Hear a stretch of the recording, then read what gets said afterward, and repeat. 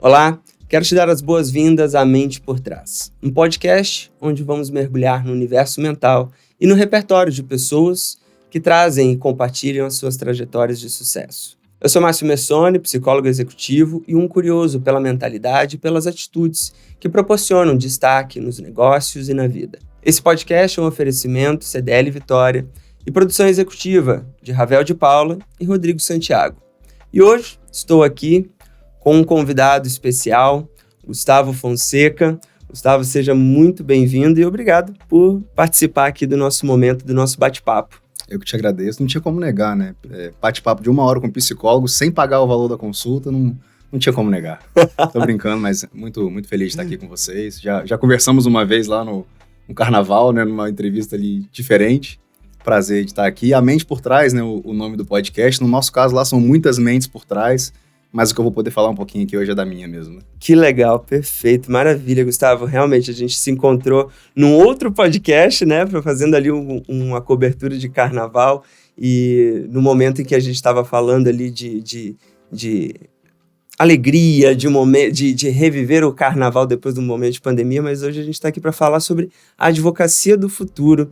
Isso porque a sua trajetória tem mostrado uma relevância sobre esse tema e você cada vez mais tem compartilhado, né, sobre como a advocacia pode tomar, deve tomar novos rumos.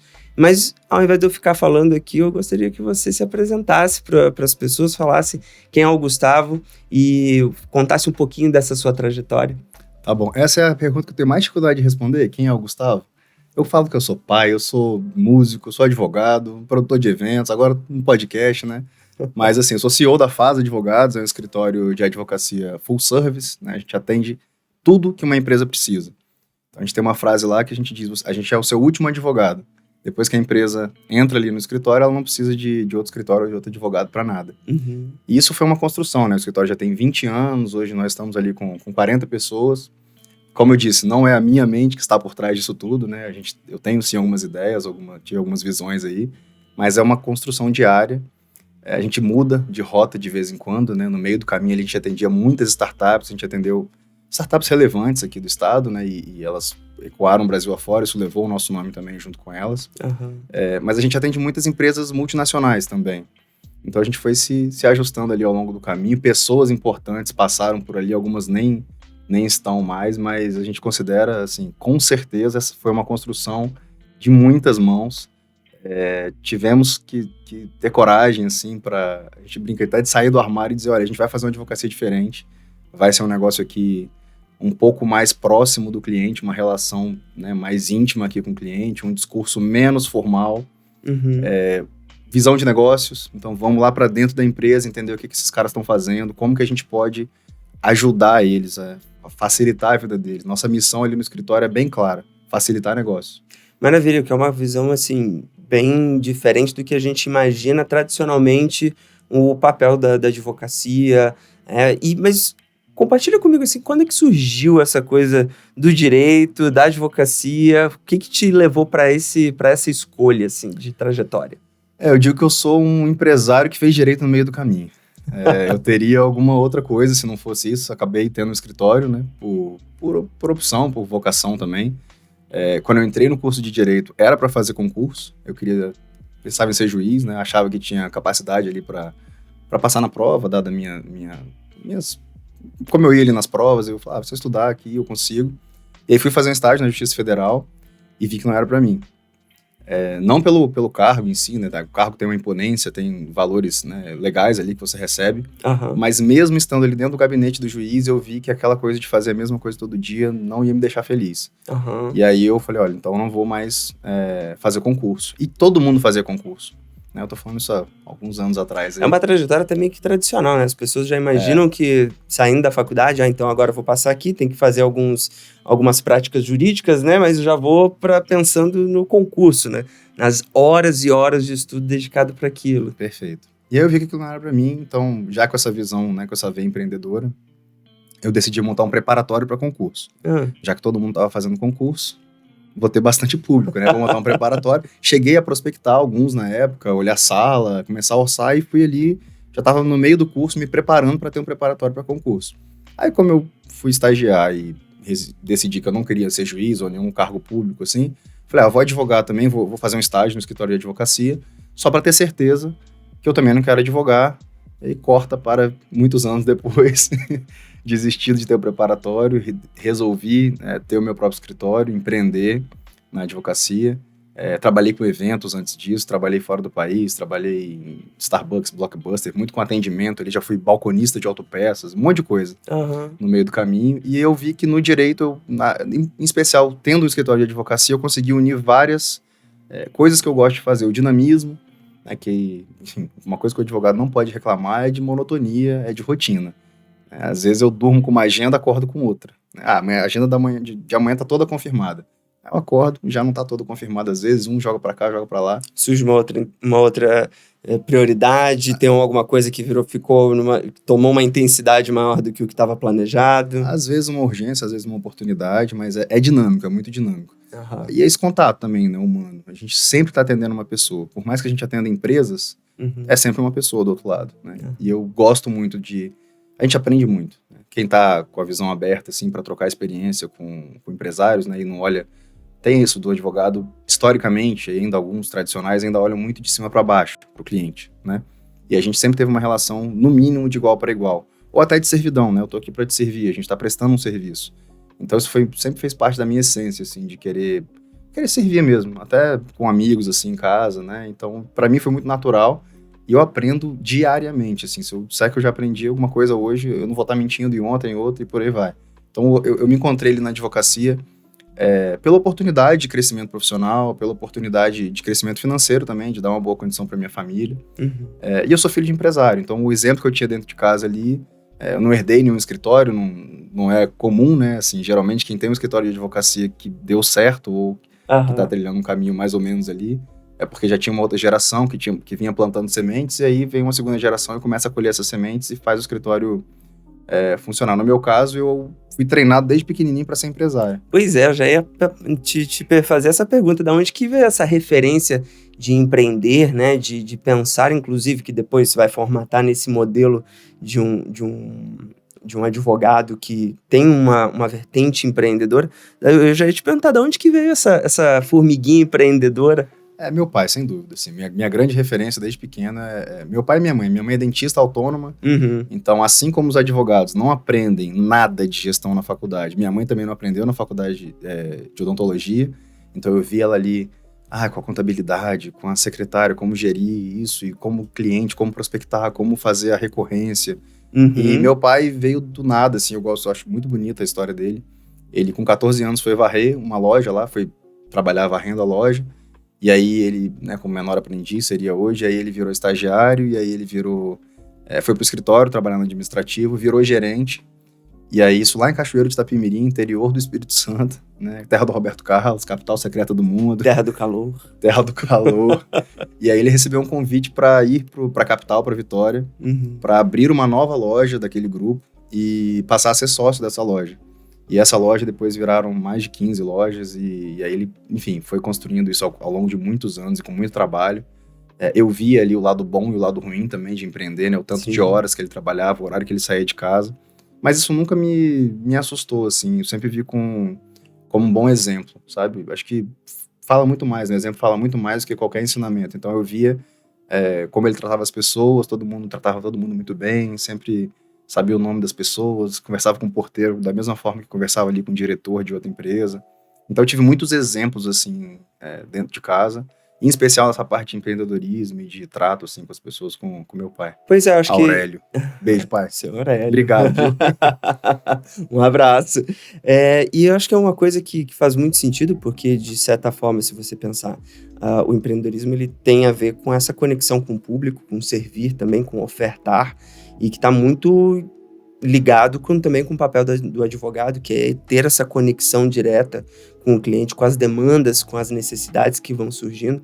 Você falou assim que desde pequeno você foi criado para ser empreendedor. O que você acha que foram elementos assim que te marcaram nessa experiência, tanto no exemplo que seu pai ofereceu ali, né, que você teve como referência, mas também do que você foi descobrindo sobre você, sobre, como você falou, o meu desejo, minha facilidade de conexão com as pessoas. O que foram esses elementos que você foi percebendo e aglutinando e criando para trazer esse formato do que é o Gustavo dentro da FAS hoje? Algumas coisas a gente só descobre depois de velho, né? Mesmo que você tenha características desde novo, algumas coisas meus amigos me contaram, né? Eu fiz intercâmbio ali quando eu tinha 16 anos, e aí fiquei um tempo sem ver o pessoal, e aí eu lembro que era ali no meio da faculdade de Direito. Eu fiz administração antes de fazer Direito também, então eu já estava um pouquinho mais maduro ali, alguns anos mais maduro. No meio da faculdade de administração eu comecei a faculdade de Direito. E aí eu lembro que um dia um amigo de fora veio me visitar aqui, e aí ele ouvia as músicas que a gente ouvia na época e falava umas coisas assim, aquilo ficou muito gravado nele, né? Os nossos assuntos da época, dos Estados Unidos. Uhum. E aí ele falava assim, cara, você era o nosso líder. Eu falei, não, mano, não sou não, não. Ó, ele foi me contando, e aí, olha, tal coisa faz sentido, né? E aí em 2014 a gente fez uma fusão, né? Eu tinha um escritório menor, e aí existia um outro escritório, a gente juntou esses dois escritórios. A fusão é quando duas empresas se juntam, né, para virar uma só. Uhum. E aí os meus novos sócios, né, com quem eu tava me juntando, me falaram, cara, você tem um perfil comercial, você tem que ir pra rua, você tem que visitar cliente, porque você tem essa facilidade de identificar as dores ali e ajudar, você tem uma coisa de... E eles foram me contando, né, algumas coisas eu já desconfiava de ter facilidade, assim, de me comunicar, de conectar com as pessoas, mas não nesse nível de consciência, assim. E características, se eu for pensar assim, características que eu vi que foram se repetindo nos lugares onde eu passei, uma autorresponsabilidade muito grande, então de eu mesmo me cobrar e ter uma responsabilidade ali com o caso como se fosse meu. Uhum. Isso é até difícil de não ser assim. Tem um lado bom, tem um lado ruim disso. Acaba que eu me envolvo muito nos casos. Absorvendo, né, muito da demanda. Eu não consigo me afastar do objeto, né? Assim vocês falam, né? Na psicologia. Eu me misturo ali, parece que o negócio é meu, parece que, sabe, a empresa é minha ali. Eu quando tô conversando com os clientes, às vezes eu falo assim, não, a gente não pode deixar que ela tá pensando, não, porque nós temos que, nós aqui, né, empresa. Uhum. Né? Então, até do jeito de falar, naturalmente, sai isso. E eu nunca aceitei, assim, sempre houve uma insurgência de... Por que tem que ser assim? Né, com relação a vários assuntos da minha vida. E quando eu escolhi fazer Direito, tive várias insurgências dessa. Então, por que tem que usar terno?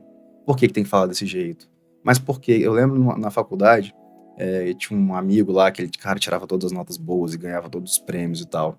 E ele era uma referência, naturalmente, pra gente, né? Uma referência técnica ali dentro da faculdade. Uhum. E aí, quando eu falei com ele que eu queria trabalhar com advocacia consultiva, e não fazer só processo, né? O que a gente aprende na faculdade é muito fazer processo. Passar em concurso e fazer processo. É isso que a gente aprende na faculdade.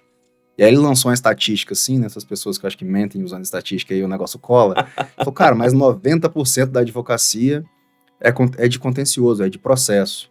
Aí eu lembro que eu falei assim, pô, que bom, então. Tem um mercado gigante para eu atuar, porque, né, se 90% tá indo para lá, acho que as pessoas não...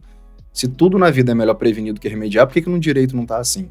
Uhum. Então, acho que essa insurgência também de achar que a gente poderia ter um ambiente que as pessoas são felizes, mesmo trabalhando com casos sérios, duros, né, de alta responsabilidade, né? Isso é muito confundido, assim, até hoje, né? A gente é conhecido lá no escritório por ter um ambiente legal, né? Ter um ambiente saudável, assim, com uma cultura que valoriza as pessoas. Isso não quer dizer que não tem muito trabalho. Isso não quer dizer que a gente não é exigente. Pelo contrário, a gente é muito exigente. Sim. Até porque para você sair ali do padrão, você vai ser questionado. E a gente precisa estar muito bem preparado para quando a gente for questionado, né? E esse caminho que você falou da insurgência, né? Você acha que isso determinou alguns tipos de escolhas ou alguns tipos de posicionamento que reverberaram nesse momento atual, que reverberaram na forma como você escolheu se posicionar a sua forma de trabalho? Sim, principalmente quando a gente começou a atender as startups, né? As grandes aqui do estado, a gente atendeu, acho que todas. Assim, de cabeça eu não sei qual foi que a gente não atendeu. Uhum. E aí a gente ficou muito conhecido como o escritório das startups. Isso foi muito bom durante muito tempo, até hoje sem fazer propaganda, sem fazer nada. A gente recebe muitos M&As, né? M&A é quando uma empresa está recebendo investimento ou comprando outra. Fusões e aquisições em português. Então chega isso muito lá pra gente até hoje. Por quê? Porque a gente tem uma experiência, tem um recorde aí de de muitos M&As, muitas fusões e aquisições, e vai além do direito. Né? Uma coisa que eu acho que fez toda a diferença na nossa história é ter profissionais que entendem de contabilidade, que entendem de finanças, que entendem de psicologia um pouquinho na hora. Cara, mediar um acordo de sócios, você precisa ter uma característica de mediação mesmo, Sim. de calma, ó, entendi o seu ponto, o que tá dando conforto aqui pro Márcio é tal questão.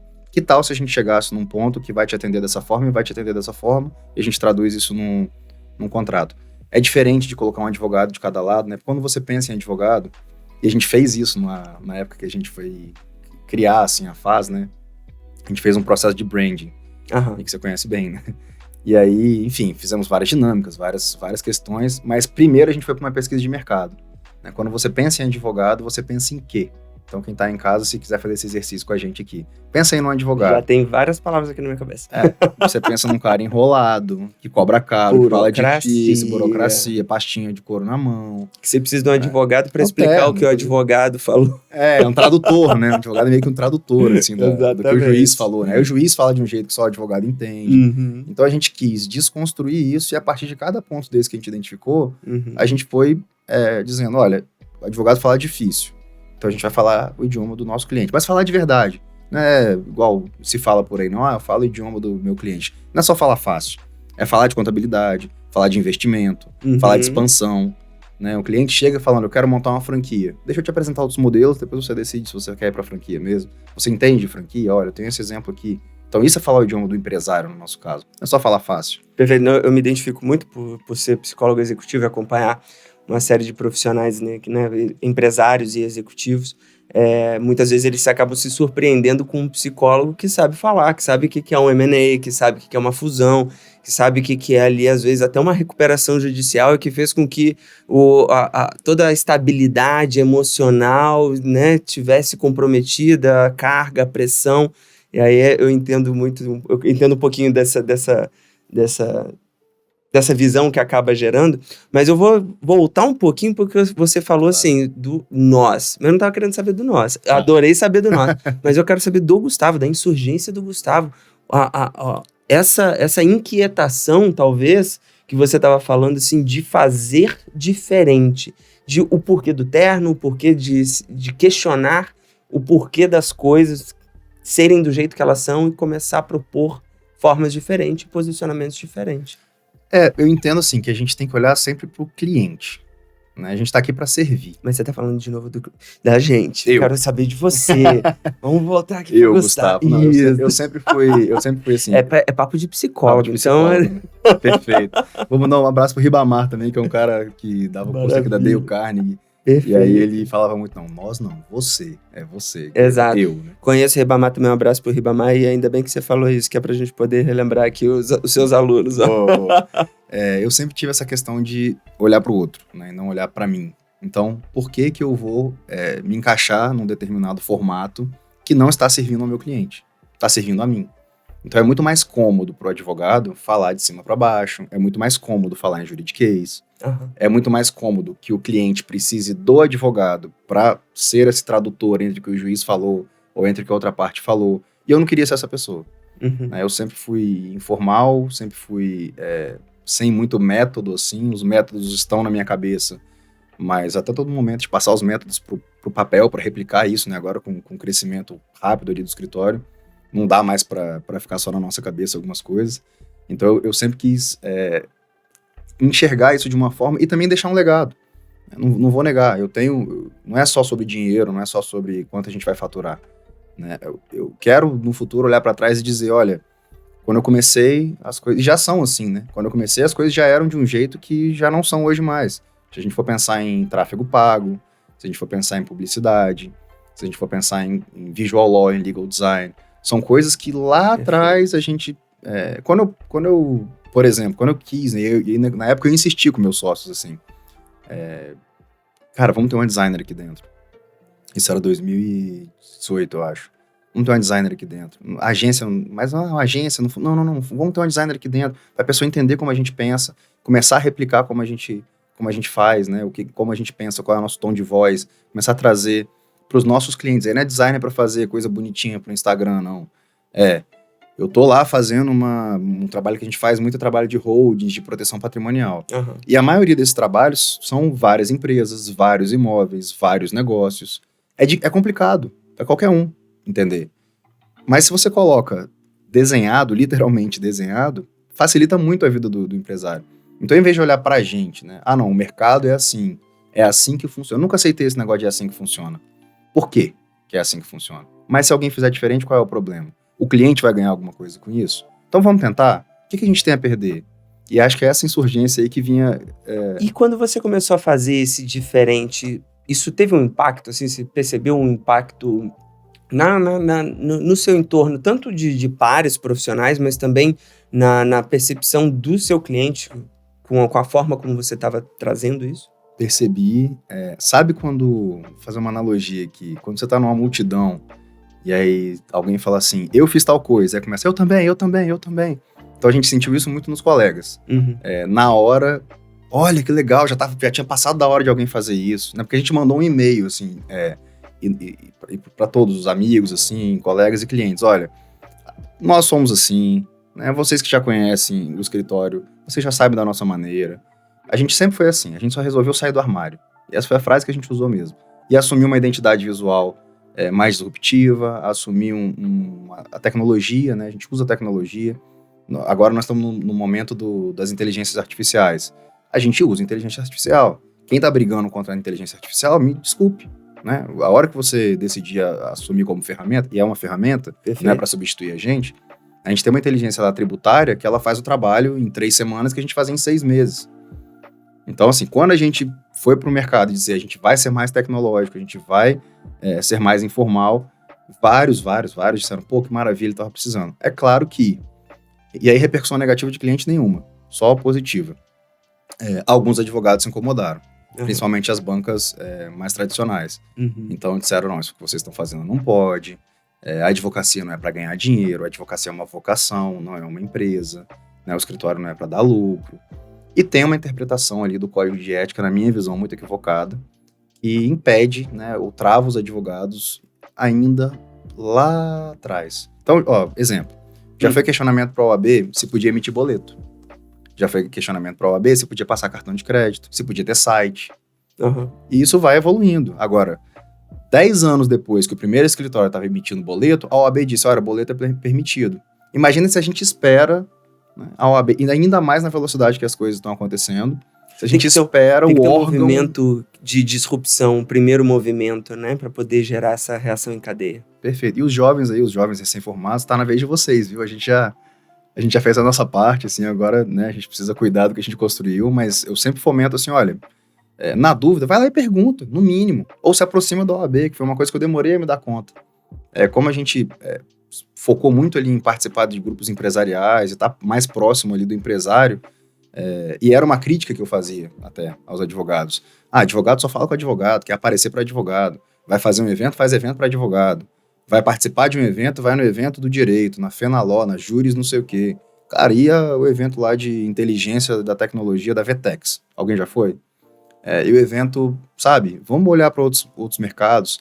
Né? Você faz direito portuário, vai no evento do porto, vai no evento de comércio exterior. Então, sempre, né, e era uma insurgência minha, assim. Só que foi demais, sabe? Aquela coisa do pêndulo, assim, a gente foi demais. Então, eu me afastei da OAB completamente durante muitos anos. Uhum. E aí tem 2 anos que eu percebi que a gente podia também estar próximo da OAB. Hoje eu sou presidente de uma comissão na OAB, que é uma comissão de gestão de escritório de advocacia. Então, é aquilo que a gente não aprende na faculdade. Então, isso tudo que a gente ralou e teve que aprender na marra, né? E tem uma gestora lá com a gente há quase 20 anos, e a gente aprende todo dia.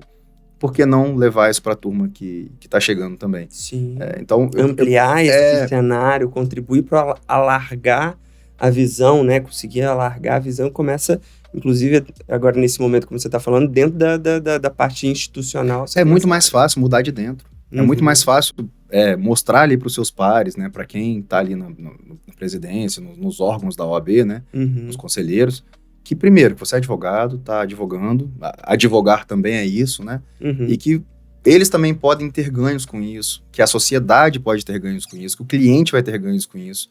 E se a gente ficar aqui, as OABs, elas são seccionais, então elas são por estado, né?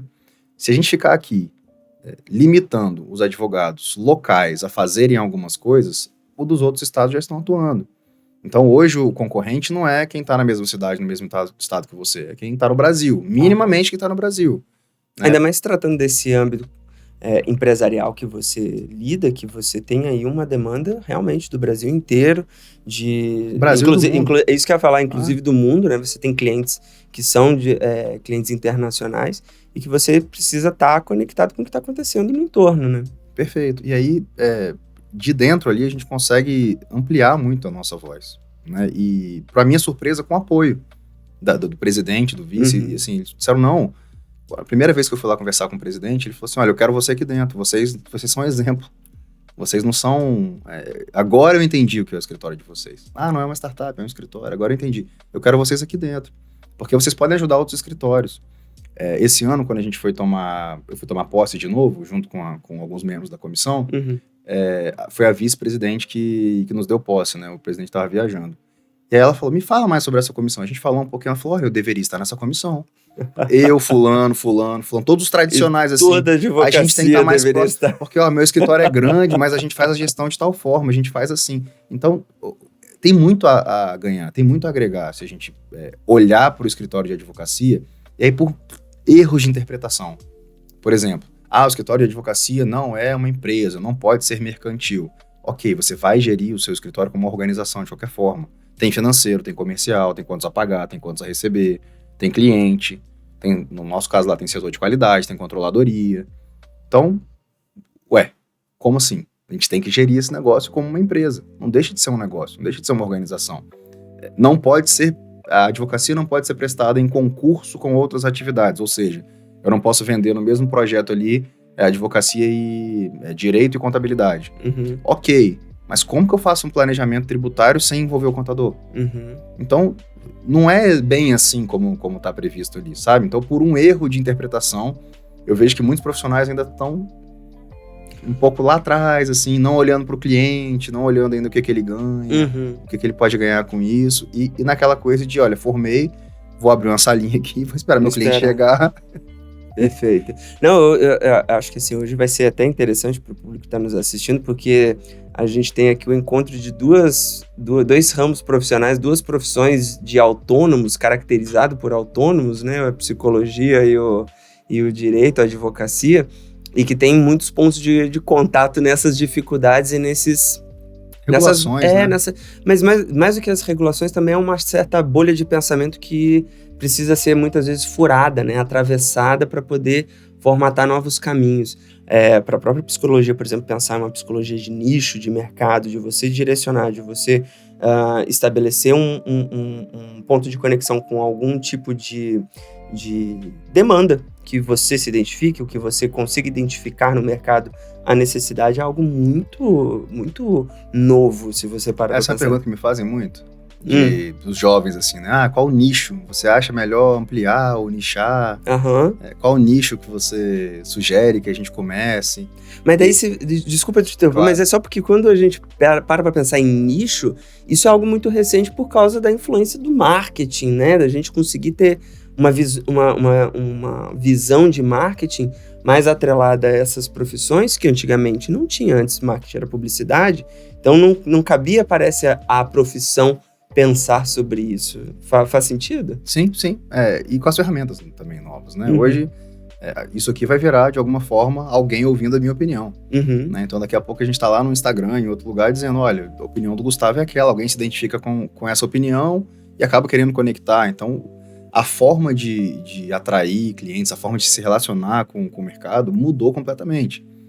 E é claro que, né, respondendo um pouco essa pergunta também do nicho, né, você ter um nicho específico ajuda muito a sair da multidão. Né? Um escritório como o nosso, que é empresarial, é tudo para empresas, ok, o nicho é empresas, mas é um nicho muito grande. Então eu não aconselho uma pessoa que vai começar fazendo tudo.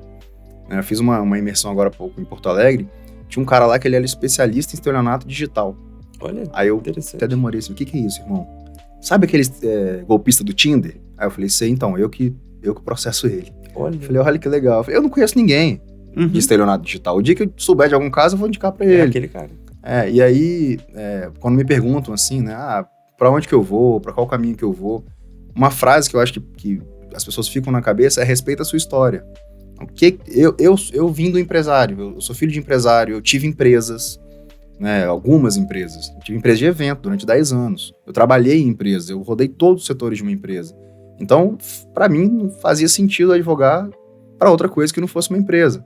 A primeira holding que eu fiz, a holding é um tipo de empresa para gerir seus bens ou para participar de outras empresas. A primeira holding que eu fiz foi a nossa, da minha família.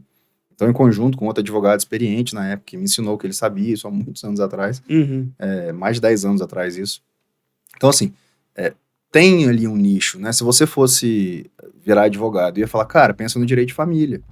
Psicólogo, que faz direito, faz todo sentido, porque você já vai ter ali 80% a mais do que a maioria dos advogados, que é entender as relações familiares, como as pessoas se comportam, se aquilo ali é passível de um acordo ou se vai virar briga de qualquer jeito, né? Como trazer aquelas pessoas para olhar, né, para o lado positivo e, enfim, e tentar uma mediação, né? Perfeito. Então, enfim. Perfeito. E se aí, deixar, eu falo aqui o dia inteiro. Não, mas a gente vai bater papo. Você falou assim, se você fizesse direito... Eu fiz marketing antes de fazer psicologia. Então, acho que isso foi o que acabou modulando a possibilidade de eu entender de psicologia, entender de mercado, entender de negócio. Tive meus negócios também. Você é um psicólogo marqueteiro, né? Exato.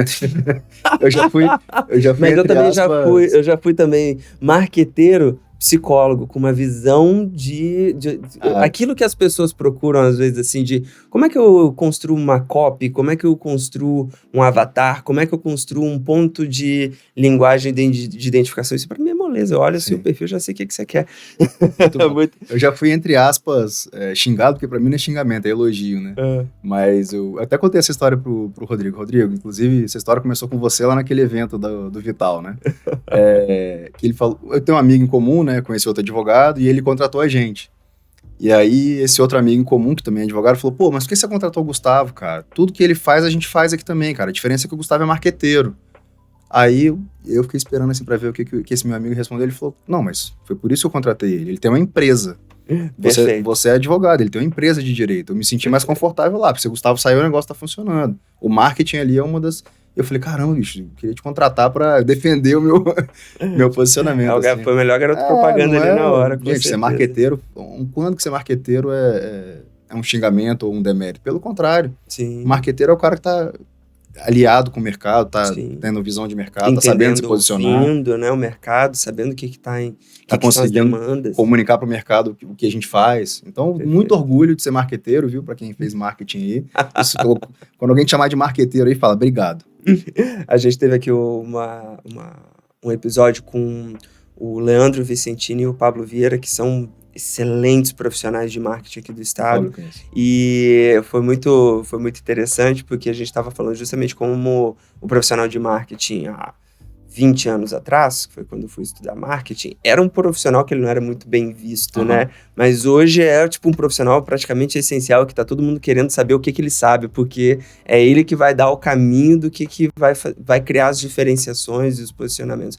Mas aí eu até vou aproveitar e amarrar isso com a questão de repertório. Você estava falando, né, sobre essa questão do recém-formado, do advogado que está chegando no mercado, que está se lançando no mercado, ou mesmo uma visão tradicional, mais tradicional da advocacia. E esse repertório que você foi amarrando, ele está recheado de diversas pontas, né? Então, seja inteligência artificial, seja marketing, seja empreender...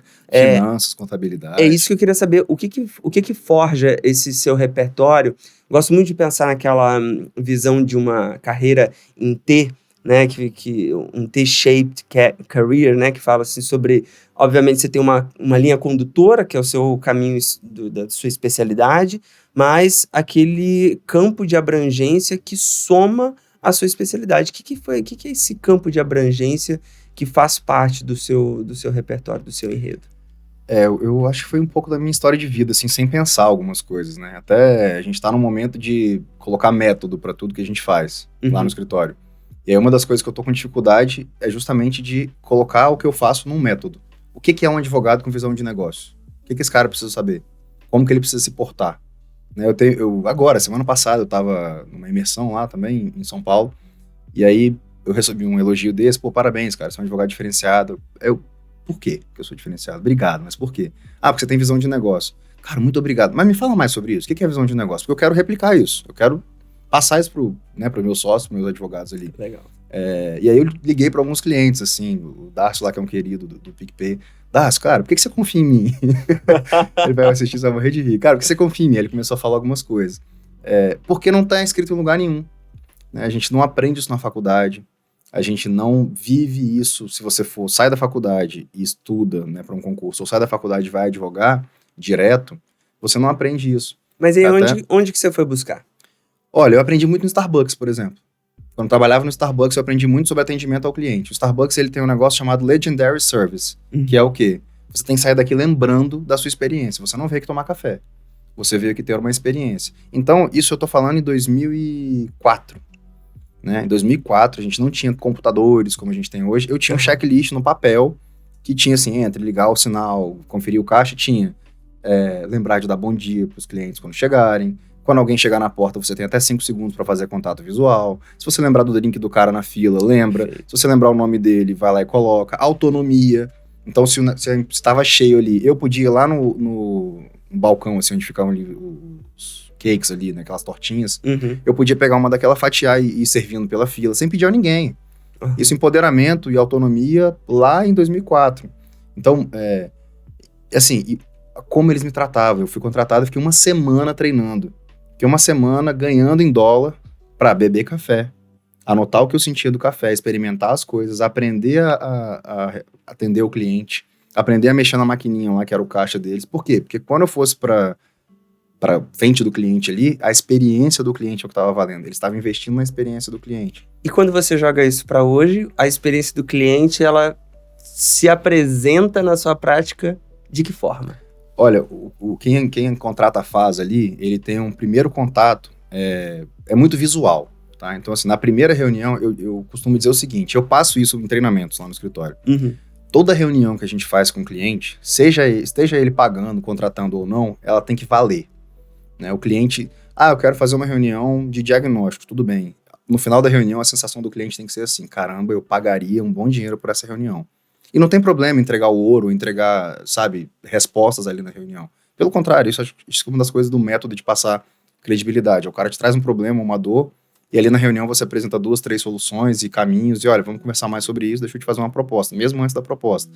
E aí a proposta vem num visual muito bacana, muito fácil de ser entendido. Quando ele contrata, o primeiro passo é um onboarding. Então, tem uma pessoa lá no escritório, Tufi, abraço também, meu parceirão, braço direito, que ele traz o cliente e fala, olha, esses são todos os profissionais que trabalham aqui, essas são as áreas que eles cuidam, tá aqui o telefone e e-mail de todo mundo, o WhatsApp, esse é o canal que você solicita, a gente te atende com um dia útil, para isso a gente precisa seguir esse método aqui, em caso de urgência, faça isso, e por aí vai. Então o cliente fala, né, já tomou o primeiro susto na proposta, aí o contrato também já vem enxuto, sem surpresinha, sem nada. Aí ele faz o onboarding. Aí no primeiro atendimento que ele tem, esse padrão continua. No final do mês ele tem um relatório com todas as horas, gráfico de pizza, Power BI. Foi uma jornada construída. É uma jornada. E o nosso churn, né? Churn é o índice de desligamento dos clientes, né? Clientes que pedem para sair. É de menos de 1%. A gente não mira, no nosso caso, assim, a gente não cobra barato, mas a gente também não cobra caro. A gente cobra um preço justo para todo mundo. Pro cliente, mas tem que ser justo pra gente também. Se a gente é bom, se a gente entrega rápido, o preço tem que ser justo pra gente também. A gente olha o lifetime dele. Eu ia falar agora, desculpa, eu vou olhar aqui. Advogado, você conhece o LTV? LTV. Lifetime, por favor. É isso. Lifetime, assim, né? Duas coisas que a gente olha muito ali, né? Quanto que é o custo de aquisição, que é o CAC, e LTV. Quanto tempo esse cara fica com a gente.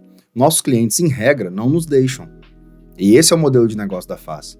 Né? O cliente vem, se a gente olhar só o primeiro ano de contrato ali, muitas vezes a gente empata, tem uma margem muito pequenininha no contrato, mas aquela coisa da receita previsível, da recorrência, né? É quase uma analogia que a gente faz com o smartphone. Antes de ter o smartphone, eu ligo e mando mensagem, é para isso que eu preciso de um telefone. Fica sem um iPhone, um smartphone da vida hoje. Não fica mais, por quê? Porque você aprendeu o tanto de função que aquele smartphone tem. E a gente pega muito cliente acostumado com a advocacia tradicional.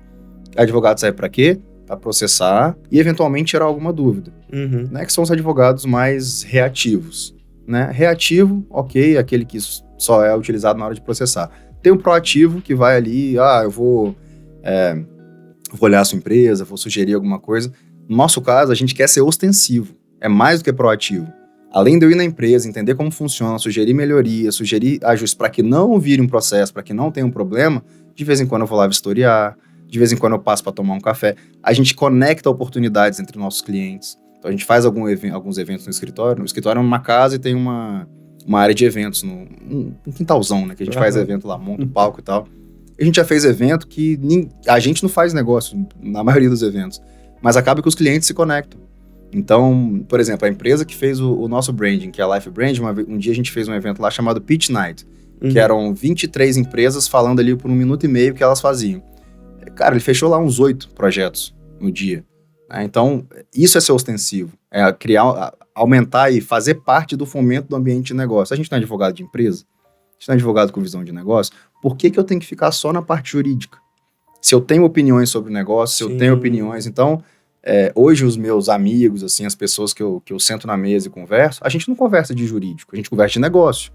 Acaba que o meu negócio é um escritório de advocacia, o do outro é uma loja autônoma, o do outro é uma empresa de delivery, o do outro é uma empresa de camisas, e por aí vai. Então, acaba essa visão, né, voltando até um pouco que você tinha me perguntado, acho que essa visão de negócio passa muito por ter um negócio, por fazer parte disso, saber o que é contratar, demitir, motivar, como, né, bonificar, como, enfim. O que é financeiro, o que é contábil, o que é marketing. E conhecer o básico ali, você estava falando de LTV, cara, isso todo mundo tinha que saber. Todo mundo que tem um negócio tem que saber o que é lifetime. Seu cliente vem aqui.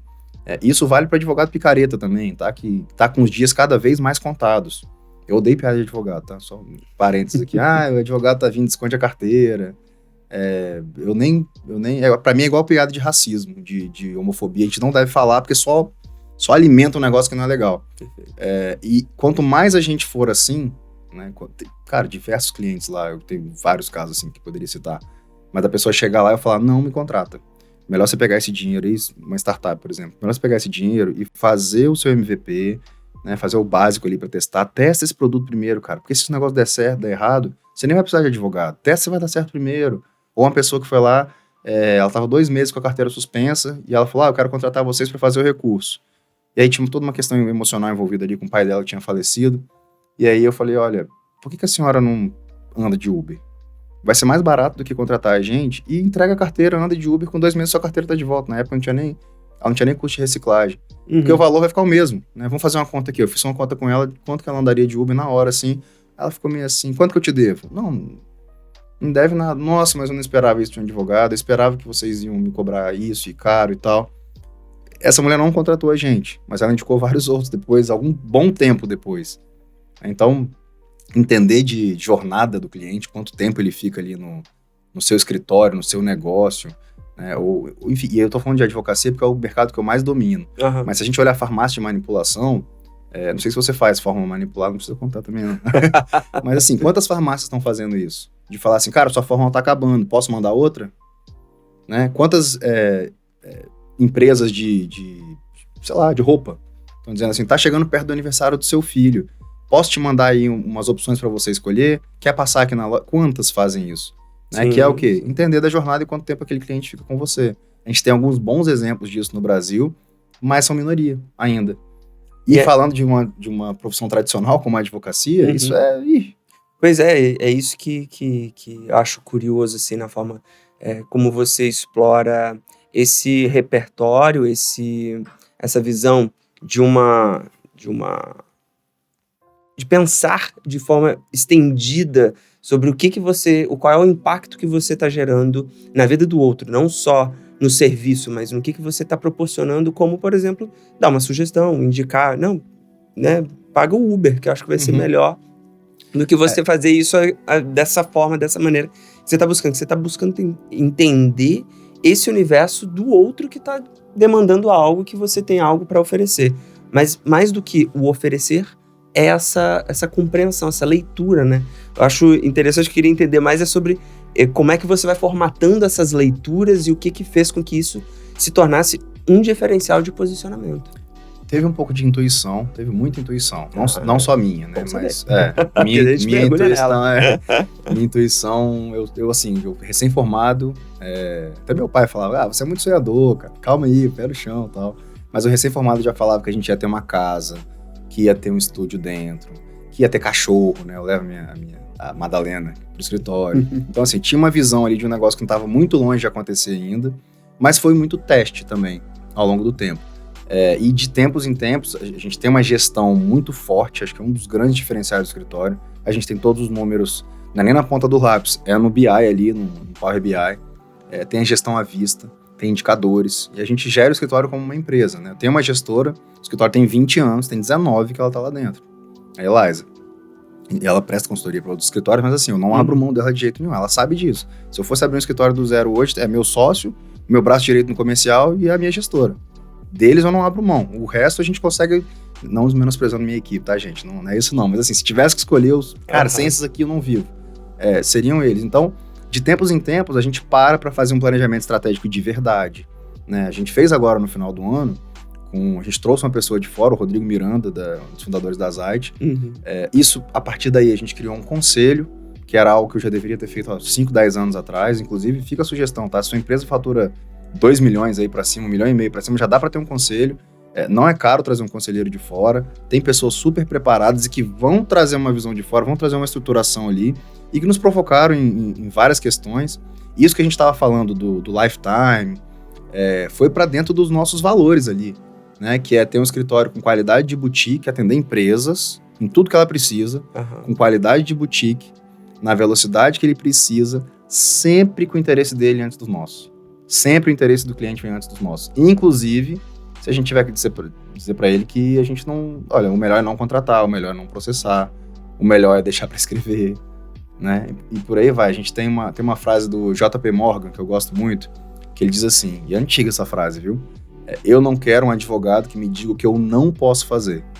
Eu quero um advogado que me diga como fazer o que eu já decidi fazer. Só me fala como. É claro que a gente não vai ensinar o cliente a fazer coisa errada. Agora, o empresário, ele já corre risco, né? Ele já decidiu empreender. O risco calculado. Ele precisa saber qual é o risco que eu estou correndo. O que é o pior que pode acontecer se eu fizer dessa forma? O pior que pode acontecer é isso. O que eu ganho? Eu ganho isso. Então, eu decidi fazer. Qual é a melhor forma de fazer? Aí sim é o nosso papel. Dizer para ele como fazer o que ele decidiu fazer. Então, isso foi sendo construído assim, ao longo do tempo. Eu fui muito influenciado pelos meus sócios, né? O Guilherme é um dos sócios do escritório, o melhor advogado que eu conheço. Eu falo que o Guilherme é o melhor advogado que eu conheço. Para as minhas causas, eu quero o Guilherme. Porque é um cara que estudou a vida inteira. Sabe você deve ter um amigo desse, assim, que se dedicou a estudar a vida inteira. Que ele mais gosta na vida? Mais do que dinheiro? Ganhar.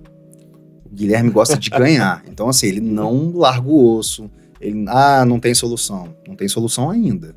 Nós vamos encontrar uma solução. Então eu fui aprendendo muito com ele. Logo que a gente se juntou ali, eu vi uma oportunidade, né? Como eu tenho mais facilidade assim, de fazer sustentação oral, né? Uma das atividades da advocacia é você ir no tribunal e expor as suas razões ali para os juízes, para os desembargadores. E aí tinha vários temas ali complexos de comércio exterior, de tributário, questões que na época eu não entendia tanto. Eu tinha a oportunidade de pegar um processo inteiro já acontecendo, o estudo do Guilherme, mastigadinho, e aprender aquilo, o processo inteiro e a parte teórica, para defender isso diante do tribunal.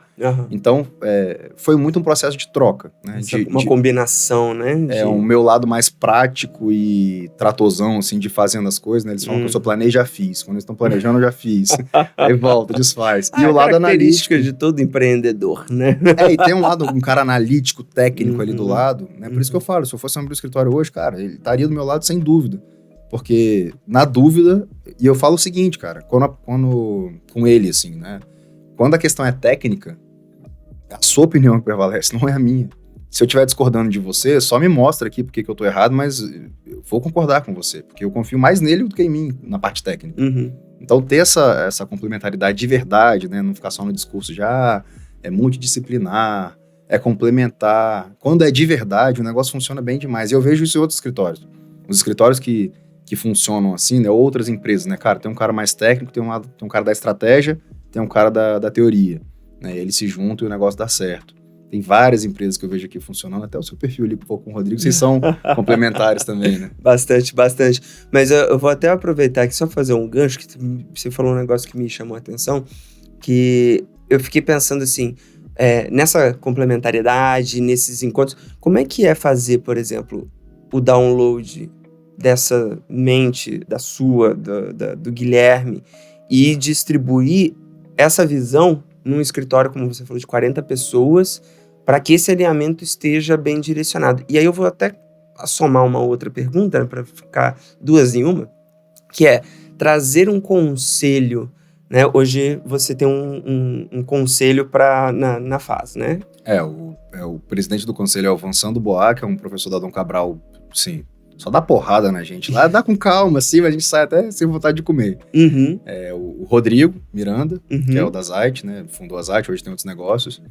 Eliza, que é a nossa gestora, e eu e Guilherme, 2 sócios. Então são 5 pessoas ali, cada um com um viés. Um com gestão, o outro com visão de grandes empresas, né? 2 ali com visão de grandes empresas. Uhum. Eu, uma visão mais de negócios ali, comercial, e o Guilherme técnico. Jóia. E aí como é que a gente faz assim? Como é que você consegue fazer essa articulação de, primeiro, difundir essa visão dentro do escritório e dentro de que toda a equipe consiga se direcionar, ter esse alinhamento, essa visão, inclusive de experiência do cliente, mas também com um viés técnico, e ainda amarrando todas essas desconstruções que vão sendo feitas, porque basicamente o conselho, como você falou, não é fácil ter um conselho. Então, ter pessoas ali desconstruindo a sua visão e ainda a sua visão que vai ser compartilhada pelo escritório. Sim. Como é que faz essa mediação, cara? Primeiro que nem tudo são flores, tá? É bom deixar isso claro. Tem desalinhamento, sim, né? A gente precisa, de vez em quando, chamar alguém da equipe, de vez em quando precisa demitir alguém, né? Nem tudo são flores. Uma coisa que a gente acredita muito é treinamento. Treinar, né? Tirar da nossa cabeça, traduzir num método, e aí treinar. E treinar de novo. Então a gente tem comitês dentro do escritório ali, tem comitê de endomarketing, tem um comitê técnico, tem alguns comitês. Legal. A gente tem treinamentos recorrentes. Então, tem treinamentos que eu dou lá pro pessoal, que é como se portar em reunião, como dar feedback. Feedback é uma coisa essencial, né? Eu aprendi isso e replico hoje, né? Aprendi com o Fábio. Tô citando um monte de amigo aqui hoje. Fábio Oliveira, um cliente que virou amigo também. E ele deu um treinamento sobre feedback, que ele fala o seguinte: feedback é um presente. A pessoa tem que entender como presente. A pessoa que tem bafo, ela só sabe que tem bafo quando alguém fala. E se ninguém fala pra ela que ela tem bafo, ela continua com bafo pro resto da vida, ou pro resto do dia. Então, isso é algo que a gente pratica muito, em especial abrindo para feedback. Semana passada eu recebi um feedback. Falei, acho que você foi uma pessoa da minha equipe, a gente estava entrevistando um candidato, e ela falou assim, acho que você foi muito duro ali quando você falou que era assim, que tinha horário, que tinha tal coisa, acho que você foi muito duro. E a gente estar aberto a receber feedback, dar o exemplo de que a cultura do feedback não é para prejudicar, né, e a pessoa ter liberdade de falar isso, eu acho que é muito importante. Segundo, clareza, né, ter clareza nos papéis de cada um, nas decisões do escritório. Hoje é uma coisa que eu sinto um pouco de dor, né, uma das minhas dores hoje é não ter tempo suficiente para estar próximo da minha equipe como eu estava quando nós éramos, né, menos pessoas e eu tinha mais tempo. Hoje viajo muito, fico fora do escritório, às vezes passo uma semana fora, como passei semana passada. Passo pelo menos uma semana por mês fora do escritório, no escritório de São Paulo. A gente tem um em Vitória e um em São Paulo. E eu, principalmente, fico me dividindo. Então, eu sinto essa dor de estar mais próximo ali. Mas a gente tem um manual muito bem claro. Então, todo mundo da mesma forma que tem um onboarding do cliente, tem um onboarding da equipe. Perfeito. Então, a equipe que chega, tem a parte legal de ganha caneca, ganha essa garrafinha, ganha chocolate, ganha uns dizeres ali, mas ganha também um treinamento. Aqui, o escritório físico funciona dessa forma, nossas regras são assim, a gente chama de como a gente faz. Tudo lá na FAS tem trocadilho, tá? É FAS versário, é FAS ao vivo, por aí vai. E ainda é legal, né? Ainda é legal. Legal. Wi-FAS, né? Wi-FAS, tem um negócio na sala de reuniões. Então, assim, a gente tem muito essa preocupação de passar clareza para as pessoas do que a gente acredita, de onde a gente quer chegar, e o que a gente tolera e o que a gente não tolera também, né? Liberdade, né? A gente, na pandemia, assim, a gente estava muito pronto para a pandemia, sem saber que havia pandemia, né? Mas a gente já era muito digital, já todo mundo já trabalhava com notebook, já usava o Zoom, né, sem saber que vinha uma pandemia. Então, rapidinho a gente conseguiu se adaptar. Na hora de voltar, não foi tão fácil. Na hora de trazer todo mundo de volta, então a gente hoje flexibiliza. Um dia de home office, o resto é ali no escritório. Uhum. Vai ser assim para sempre? Não sei, as coisas vão se adaptando, né? Da mesma forma com relação à vestimenta. Se você pegar minhas fotos, meus vídeos aí de alguns anos atrás, até porque eu estava muito dentro das startups, né? Tinha uma época que eu ia todo dia pro PicPay, toda semana eu ia pro PicPay, passava toda sexta no PicPay. Se eu chegasse assim, eles mandavam eu voltar. Porque o pessoal ficava olhando assim, caramba. Um choque lá, né? Não, o que esse cara veio fazer aqui, entendeu? Eu ia pro PicPay com a camisa do PicPay. Eu tinha várias, tenho até hoje, né? Um orgulho, inclusive, de ter as camisas lá antigas. Então, assim, nesse novo momento, que a gente refez o planejamento estratégico, uma das coisas que a gente passou para a equipe é, pessoal, a gente precisa se vestir um pouquinho mais tradicional do que a gente vinha. Por quê? Eu até digo assim, que não usar terno dá trabalho. Como assim não usar terno que dá trabalho? Não usar terno dá mais trabalho do que usar terno.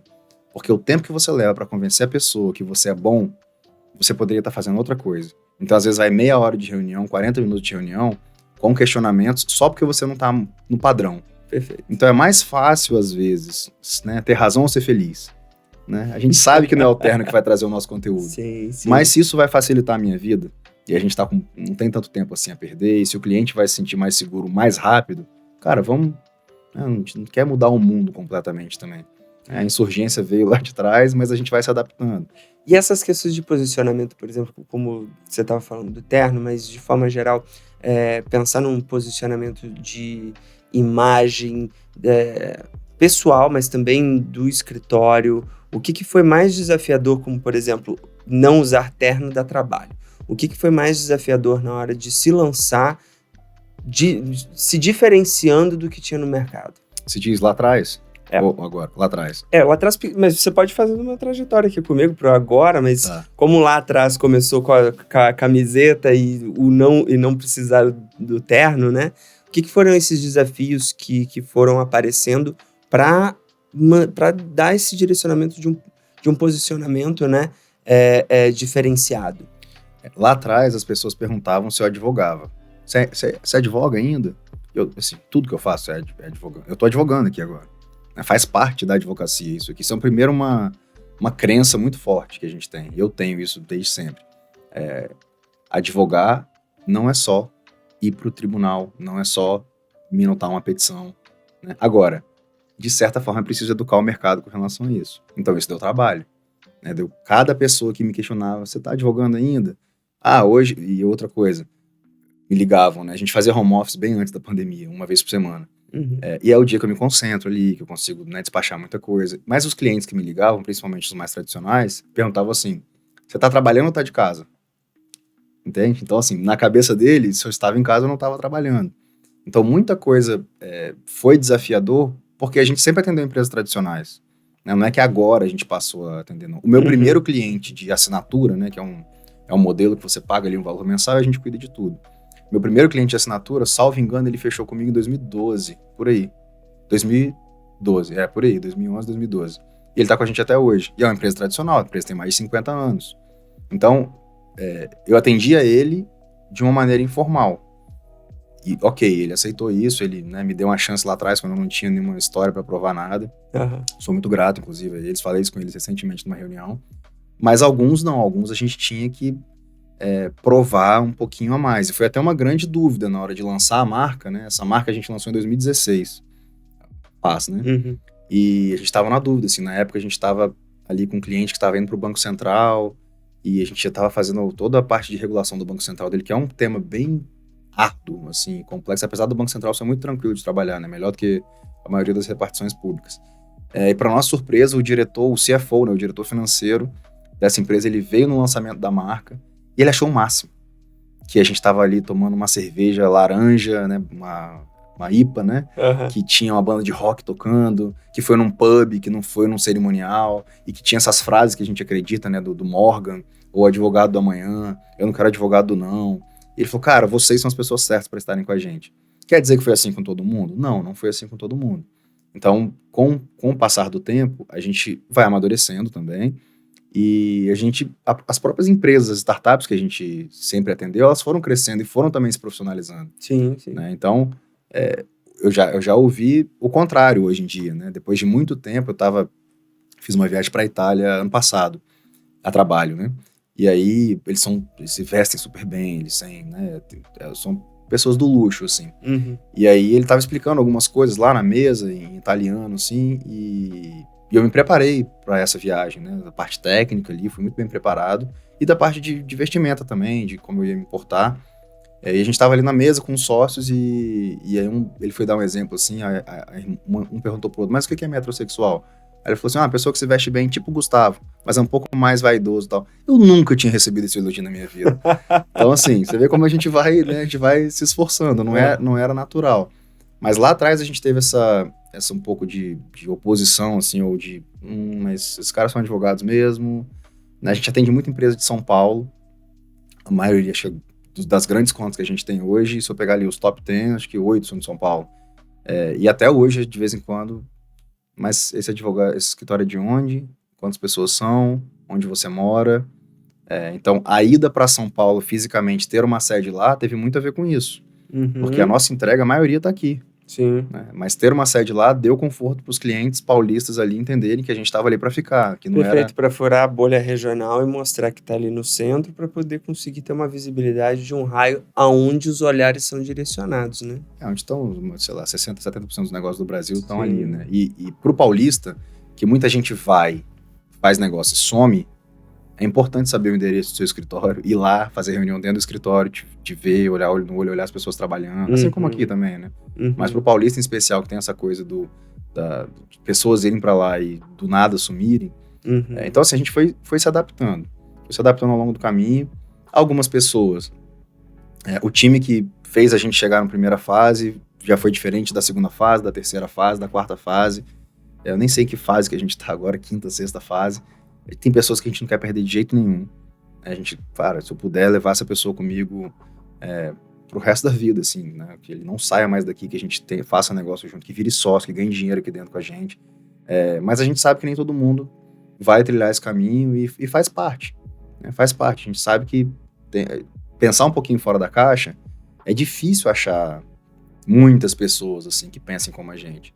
E a ideia é encontrar as pessoas que pelo menos tenham essa tendência, essa abertura de se posicionar um pouquinho diferente, de questionar as coisas e trazer essas pessoas para perto, trazer essas pessoas aqui com a gente, pra gente ir evoluindo, com muito treinamento, com feedback, dia a dia e por aí vai. Perfeito. Você estava falando mais logo no começo, assim, a gente estava conversando um pouquinho até sobre uma questão da formação de novos profissionais dentro da advocacia. E aí, pegando esse mix de repertórios, de situações, de desafios que você já vivenciou, o que você acredita que é esse caminho para o futuro da advocacia, né? A advocacia do amanhã, o que ele é? Como é que a gente está vendo esse caminho ser pavimentado ou recriado, renovado?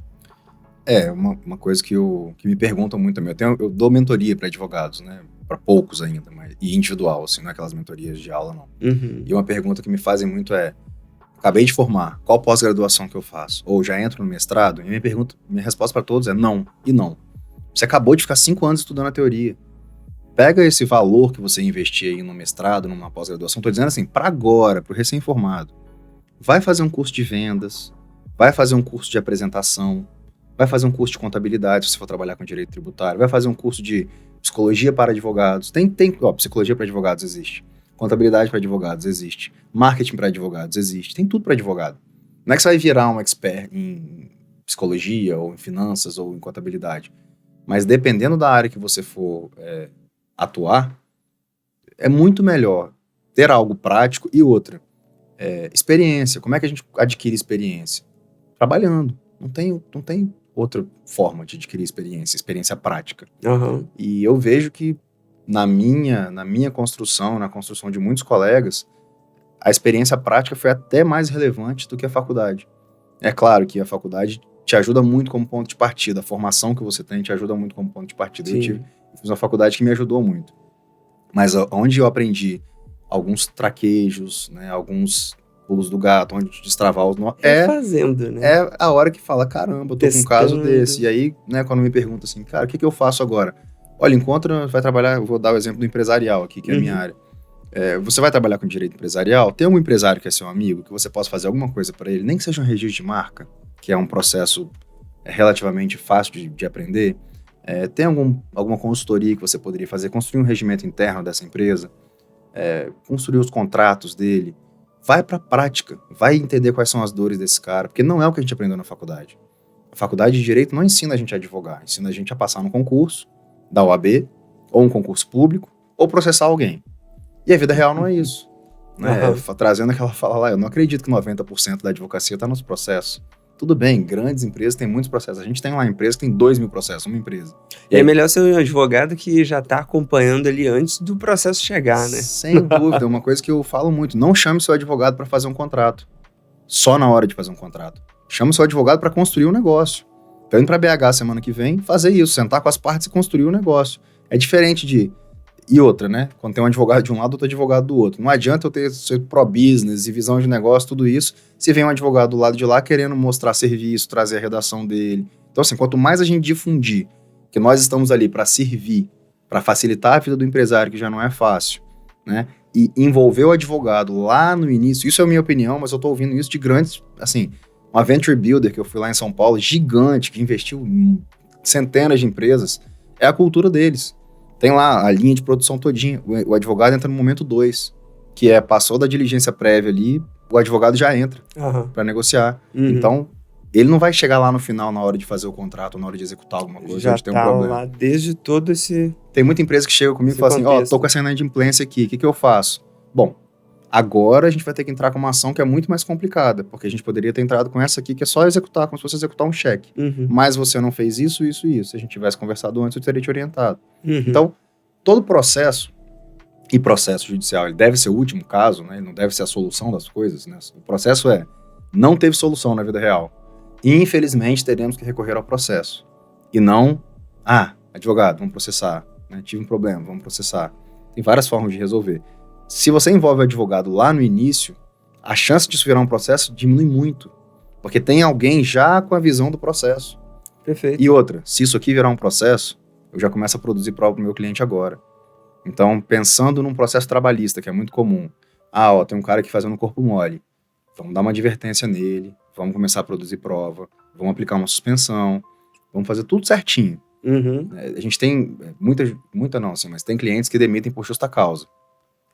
E o índice de manutenção da justa causa na Justiça do Trabalho, do que a gente participa desde o início, é quase 100%. Isso é muito difícil. A Justiça do Trabalho, ela protege o trabalhador, até por princípio, tá? Ela tá certa de proteger o trabalhador. Ela foi criada com esse princípio protetor, que o trabalhador ele é hipossuficiente, ou seja, ele tá abaixo na relação com o empregador, né? Na grande maioria das vezes. Quando você acompanha a relação de emprego, desde a contratação, como foi feito o contrato de trabalho, quais são as funções que ele vai fazer que estão escritas ali no contrato de trabalho, se ele cometeu uma falta, qual o tipo de penalidade aplicada àquela falta para ela ser proporcional, não dar 2 penalidades para uma mesma falta. Na hora da justa causa, enquadrar a justa causa corretamente. Né? Se foi porque ele fez um serviço mal feito depois de ser treinado muitas vezes, é uma coisa, é desídia. Tem uma linha certinha para enquadrar. Se ele furtou uma peça, se ele furtou um objeto da empresa, isso é um ato de improbidade. Então, dependendo da forma que você demite por justa causa, você consegue manter ou não isso lá na frente. Então, chama o advogado na hora de fazer o contrato ou de que aconteceu um processo. Chama antes. Você provavelmente vai até pagar menos. Porque prevenir é mais barato, inclusive, do que remediar. Cara, você sabe o que me chama a atenção, assim, aqui conversando com você, um primeiro aspecto, a amplitude da visão que se traz para a capacidade de gerar soluções. Então, a gente não está falando sobre resolver uma demanda, é gerar soluções, é uma ampliação, né? Normalmente as pessoas elas estão muito direcionadas a vou resolver o trabalho para o qual eu fui chamado para resolver. E você está me falando sobre amplificar esse campo de percepção do que eu posso agregar com diversas visões. E aí, a segunda coisa que me chama atenção nesse caminho que você está me falando é muito sobre a noção né, como a gente estava falando do repertório, em que eu consigo visualizar, por ampliar o meu campo de visão, vários pontos de atenção, que eu já vou dando atenção, eu já vou colocando meu repertório por todo o caminho. Não estou aqui direcionando para um ponto específico, porque eu já consegui visualizar, por ampliar o meu cenário, meu campo de visão, que talvez tenha um problema ali na frente, talvez tenha uma outra coisa que eu... Isso me dá uma impressão, assim, de um atendimento, pensando como um cliente, por exemplo, de um cuidado amplo, um cuidado maior, que eu não estou sendo só atendido na minha necessidade, estou sendo cuidado. Isso eu acho que é a maior percepção assim, do que você vai me comentando se eu estivesse aqui precisando da fase, eu ia me sentir cuidado. É por aí? É por aí, é olhar para você como um todo, né? A gente é seu último advogado. Então, para ser o seu último advogado, eu tenho que cuidar até da sua infração de trânsito, como sócio da empresa. Você vai contratar uma empregada doméstica. Deixa eu cuidar disso para você, com relação ao contrato. Tem questões relevantes tributárias na empresa. É com a gente. Perfeito. O societário. É com a gente.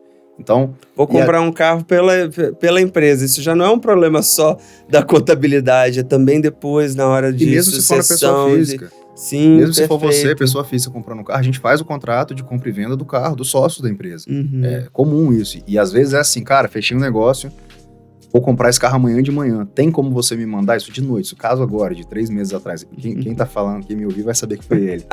Ele fala, rapaz, vocês superaram. De manhã tava lá o contrato, um carro relevante, assim, um valor relevante. Uhum. E às vezes, a gente também deixar passar algumas coisas deliberadamente. Vou te dar um exemplo. A gente estava fazendo uma startup que a gente advoga, estava recebendo investimento de uma grande empresa. Um investidor qualificado, grande. E aí o investimento ali em torno de 1 milhão e tinha uma multa, tinha uma cláusula lá de não competição. Ou seja, se ele estivesse investindo aqui no podcast, você não pode fazer outro podcast pelo período de 5 anos, porque eu estou investindo no seu, e aí não é justo você pegar esse dinheiro e concorrer. Perfeito. E a multa era de 1 milhão. Ou seja, a multa era do valor do investimento. Aí o meu cliente falou, cara, não vou assinar isso. Isso não é justo. A multa no valor do investimento não é justo, eles estão querendo me pagar, né? Tem pegadinha. Eu falei, ô fulano, você vai competir? Você vai abrir outro negócio? E o negócio dele é bem específico, assim. Uhum. Você vai abrir outro negócio como esse para competir com o que você está recebendo investimento? Ele, não, de jeito nenhum, eu tenho palavra. Eu falei, então assina. Tá na sua mão, podia ser de 20 milhões essa multa. Agora, você não pode violar a cláusula. Você está me dizendo que você não tem segundas intenções, que você vai respeitar, que você vai agir de boa fé. Se você vai agir de boa fé, pode fazer o negócio. Eu, como seu advogado, estou dizendo para você aceitar uma multa alta. Aí o outro cliente, inclusive, que estava investindo, né, o outro empresário, ele percebeu isso e depois aí fecharam o negócio, deu certo, já está ali com algumas unidades, né, o negócio funcionou, isso já tem 1 ano e pouquinho. Esse cara depois ele veio falar comigo, falou, cara, aquela postura que você teve naquela reunião, muito raro de ver em advogado. Inclusive, quero conversar com você sobre outros assuntos. Então, às vezes, a gente tá... né, esse cliente em especial, até a esposa dele eu conversei, né, assim, pra falar, vamos destravar esse negócio. Ele tava inseguro ali. E tava na mão dele. Então, ter essa visão, às vezes, né, de até deixar passar um pouquinho, sabendo que tá no nosso controle, para facilitar o negócio, sabendo que aquele negócio é bom pro cara. E aí precisa ter essa visão de negócio mesmo. Uhum. Esse negócio tá sendo bom para aquele cara, né? Já chegou empresa lá no escritório, na primeira rodada de investimento, 40% comprometido. Ó, tô vendendo aqui no valuation, né, no valor da empresa de tanto, vendi 40%. Eu falei, já fechou? Já assinou o contrato? Não, então não assina não. Você vai matar a sua empresa agora. Porque se você tá vendendo 40% na primeira rodada, você vai ter quanto para vender na segunda, na terceira, quando chegar no fundo? Uhum. Por que a gente sabe disso? Porque a gente já fez um monte. Então não tem como o advogado, né, quem se formou agora, sair da faculdade sabendo isso. Mas tem como pegar esse conhecimento de várias pessoas. Tem mentoria a rodo aí. Acho que tem mentoria até demais, gente, que nem devia estar dando mentoria. Mas tem muita gente boa. Mas tem você também dando mentoria. Mas aqui, e aí, nessas situações, agora eu vou puxar para um outro campo, que é o seguinte. A gente estava falando aqui, você vai trazendo diversos exemplos de situações que, ok, foram direcionamentos que funcionaram, que deram certo, mas a vida nem sempre ali, principalmente do advogado, nem sempre está na condição perfeita e fluida das situações acontecendo. muitas vezes tem os momentos de tensão, tem os momentos ali de apreensão, de estar apreensivo com o impacto. Como é que é lidar e vivenciar com esses momentos? Daí eu agora vou puxar não é para o escritório, agora para o Gustavo. Como é que o Gustavo ali compreende esses momentos de tensão? É claro que faz parte da natureza da sua profissão, da sua carreira, mas de qualquer forma, como é que é lidar com esses momentos em que a apreensão, em que existem muitas situações que podem desembocar para tantos lados se você não manter ali o direcionamento? Como tudo na vida, a experiência vai trazendo um pouco mais de calma, né, nessas horas. Eu me lembro que a primeira audiência trabalhista que eu fiz, que foi a primeira realmente que eu fiz como advogado, eu não consegui dormir à noite. Eu tive um probleminha de barriga, Normal. Né, eu cheguei na audiência, assim, ultra preparado, com um monte de anotação, e cheguei na audiência, inclusive, falei, excelência, desculpa se eu estiver nervoso, mas é a minha primeira audiência, né, o cliente já sabia também. Uhum. Eu acho que isso não passa nunca, não nesse nível de nervosismo, mas o cara que falar que tá relaxado, que tá ok, né, e talvez seja isso um pouco do que passa a confiança ali para quem eu atendo, pessoalmente. Eu nunca tô relaxado, já fiz isso aqui 1000 vezes, né? Cada caso é um caso, a gente precisa ter um olhar sobre o todo, e tem situações que demandam mais energia mesmo. Uma coisa que pouca gente sabe, vou abrir em público aqui pela primeira vez, mas até com segurança eu já andei em determinado período, que a gente teve que fazer um trabalho numa empresa de descobrir muitas fraudes, demitir algumas pessoas, e aí foi um período bem conturbado, assim, da minha vida, vou fazer uma viagenzinha ali de 2 horas para o interior com a minha família e um carro com segurança atrás, porque a gente não sabia com o que a gente estava lidando. Então tem esses momentos mais tensos. Pra gente que trabalha com empresas, quando vem um auto de infração, né, e aí geralmente são de muitos milhões, e um auto de infração pode quebrar uma empresa. Uma empresa às vezes existe há 20, 30, 40, 50 anos, né, já está ali passando de geração, gera riqueza, mas um auto de infração tributária pode quebrar uma empresa. Não sei se você sabe, mas a responsabilidade, a limitada, aquele LTDA que vem na frente das empresas, vem de responsabilidade limitada. E deveria ser limitada ao patrimônio da empresa, né? Ou ao capital social, no caso das limitadas, ou ao valor das ações, no caso da SA. Mas no Brasil, a sua limitada não é tão limitada assim, porque ela pode desconsiderar a empresa e invadir o patrimônio do sócio. Sim. Então, quando a gente tem casos de autos de infração desse nível, requer uma atenção melhor, né? Uma situação mais próxima. E aí, como é que é assim, o seu nível de gestão desses momentos mais tensos, mais apreensivos, em que exige um cuidado maior? Como é que é a sua forma de lidar com isso? Eu uso isso para me preparar. Então, quanto mais nervoso eu estou, ou quanto mais relevante o caso é, mais eu me preparo. E aí estudo, ensaio, né? Tem um caso até engraçado, assim, que a gente estava fazendo. Eu fui fazer minha primeira sustentação oral no STJ, que tá lá no 3º grau, né? Tem o juiz de piso ali, o TJ, depois o STJ. E aí tem toda uma pompa, tem todo um ritual, né? Os ministros entram na sala, você fica de pé, aí eles sentam, você senta também. É transmitido na TV Justiça. E aí era um caso que eu ia defender ali. Eu ia defender honorários, inclusive, que é um caso que a gente tinha trabalhado acho que 8 ou 10 anos e tinha um honoráriozinho ínfimo. E aí eu ensaiei, gravei, fiz no espelho, né? Fiquei nervoso na véspera, de novo, né? Primeira vez. E aí eu cheguei no dia e começa assim, né? Você fala assim, senhores ministros. E aí começa a falar. E aí eu falei, senhores ministros. Aí o ministro que estava... Só um minutinho, doutor, só um minutinho. Doutor, não vai precisar sustentar não, porque nós estamos dando provimento ao seu recurso, estamos majorando aqui os honorários. O senhor, assim, basicamente, ganhei sem ter que falar nada. Mas se precisasse falar, e aí tiveram outros depois, eu estava preparado. Né, quem olha assim de fora, acho que não. Acho que a gente vai, sobe no palco, tá tudo certo, tudo lindo, mas aqui dentro tem as borboletinhas, né? Subir no palco é uma coisa que eu toco também, né? Eu sou músico. Eu sempre toquei em bar, já fiz casamento, já tive banda, uma série de coisas. Mas é diferente. Subir no palco para dar uma palestra e subir no palco com uma banda junto, tocando e dando suporte, é completamente diferente. Então, por mais que eu já tenha feito isso inúmeras vezes, sempre dá um friozinho na barriga. Né? Vindo para cá hoje, eu tava ali conversando com o Caio, assim, cara, a gente não tem muito roteiro lá, o que eu vou falar. Né? Espero que ele me pergunte as coisas que eu sei responder, né? Porque a gente não combinou muito aqui o que a gente ia falar antes, né? Então, assim, acho que passa pela preparação. Quem disser que está preparado e está tranquilo, eu não confio nessa pessoa como cliente, eu teria uma grande dificuldade de olhar para alguém que está muito tranquilo com um caso relevante meu, né? Se eu tô 200% preocupado, cara, fica pelo menos 20% aí para eu sentir que a gente está no mesmo barco. E pessoalmente, assim, ter uma família, né? Minha esposa, meus filhos me dão muito suporte. Eles sabem, né, que eu trabalho muito, eles sabem quando eu tô com um caso diferente. Os meus sócios confiam muito em mim, né? Tem sócios que falam assim, cara, a gente tá junto, vamos que a gente tá junto, vambora, um dá a mão pro outro e a gente tá junto, vai dar certo.